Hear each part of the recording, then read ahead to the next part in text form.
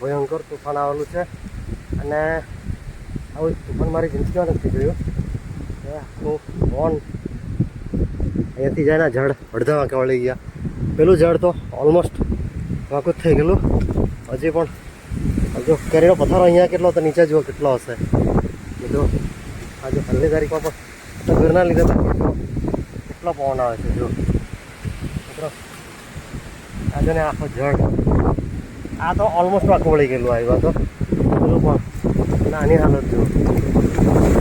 અમારું અમારું વાઈફાઈનું એન્ટેના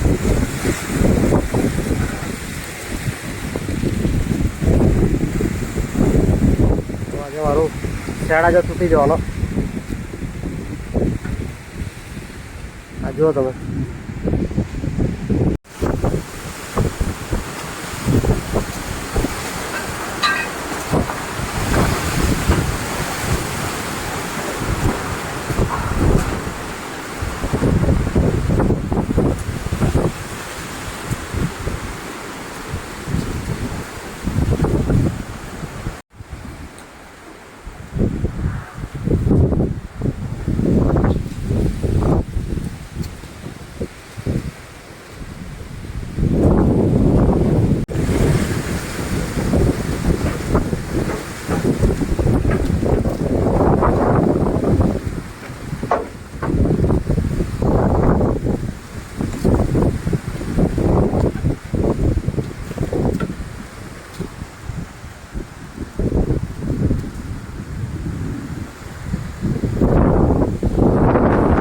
બધી કેરી પડી ગયેલી. હજુ તો વણવાની ચાલુ છે. આ તો પથ્થર જ થઈ ગયેલો છે. ઉપર પણ ઘણી બધી છે. એટલે થોડીક વણી લીધી ને હવે આ જો ભલુભાઈ વણતા છે. બોલો આ ઈંટ પર પડીને તે બધી ફાટી ગઈ દીકા. ઈંટ પર પડીને તે બધી ફાટી ગઈ. બાકી તો પેલા વરસાદ કાલ આવી ગયેલો એટલે બચી ગયેલી. બાકીની ઈંટ પર પડી તે જો આવી.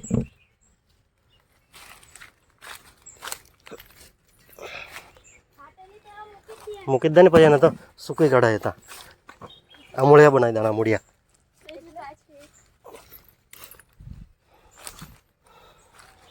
બહુ નુકસાન થઈ ગયું. જો આવી ફાટી ગઈ.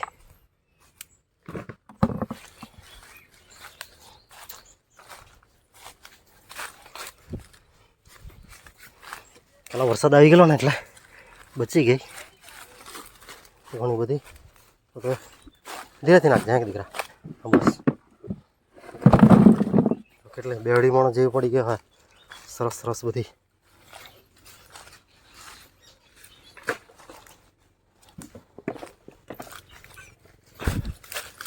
વર્ષે એક તો કેરી નહીં મળે અને ઉપરથી આ નુકસાન.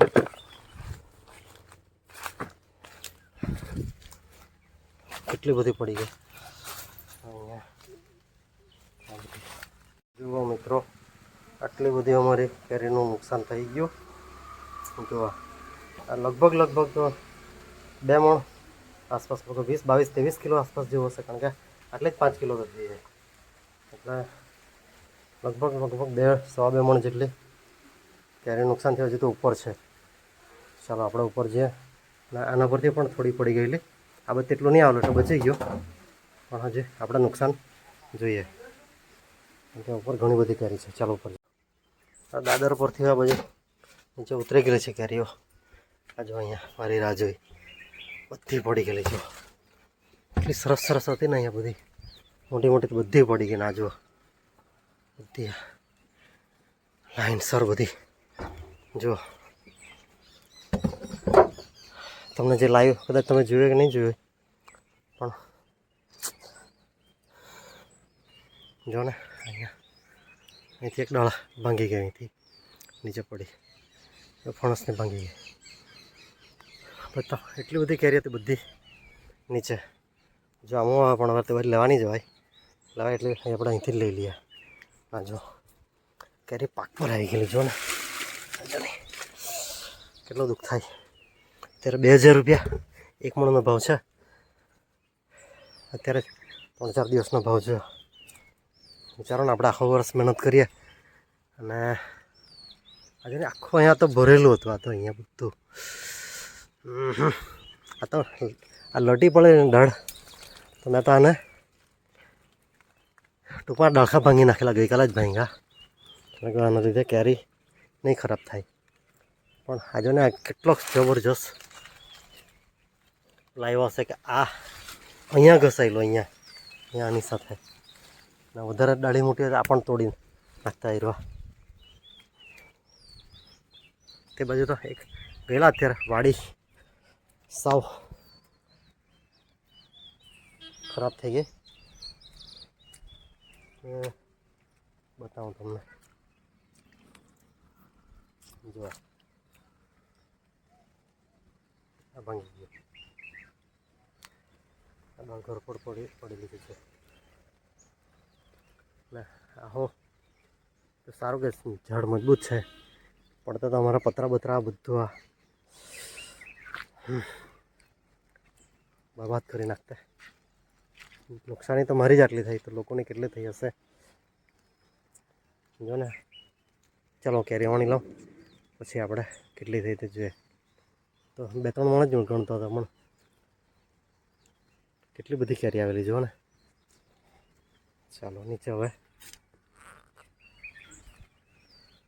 કેરી વાણી લઈએ પછી, કારણ કે જો ને આપણે ત્યાંથી દોડી આવીને પાણી મૂકીએ, દવા છાંટીએ, નુકસાન થાય ને દુઃખ થાય, કારણ કે મહેનત કરીને આપણે.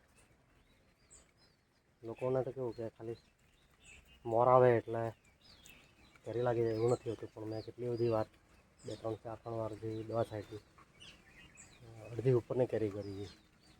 અહીંયા તો એટલી સરસ પાકી ગયેલી હતી ને, તો બધી નીચે પડી ગઈ. અહીંયા કેટલી બધી હતી, બધી પડી ગઈ. હું તો આજે થોડી પાકી તોડવાનું વિચારતો હતો, ચાલો પાકવા માટે મૂકી દઈએ.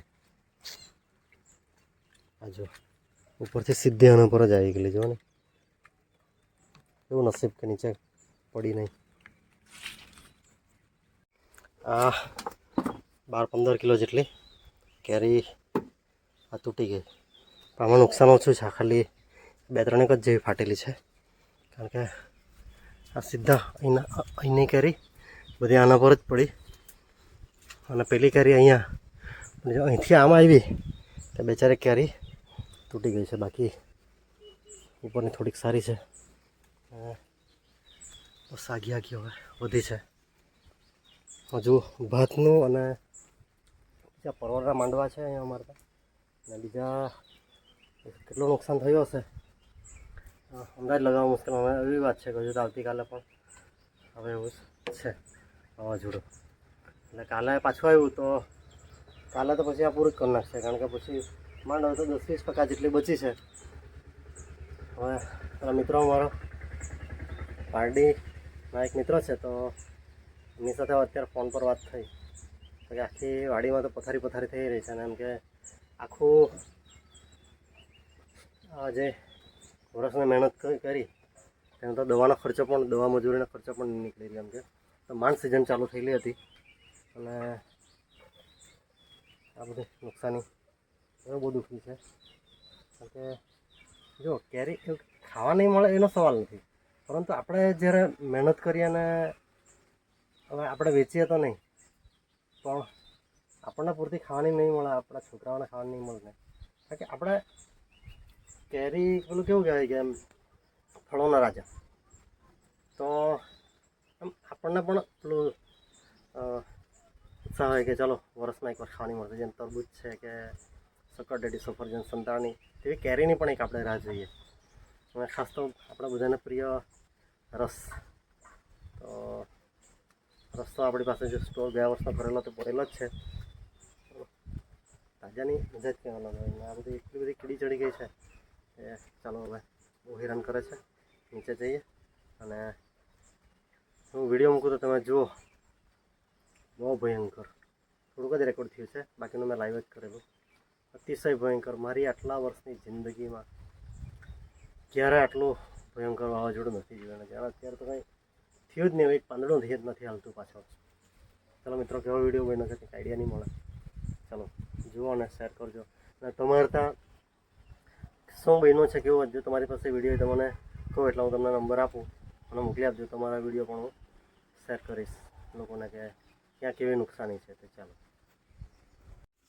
યુદ્ધ પછી ને શાંતિ એમ કહે ને તે ચીજ તમને બતાવું કે આટલો વિનાશ થઈ ગયો ને પછી એક પણ પાંદડું હલતું નહીં મળે આજુબાજુમાં.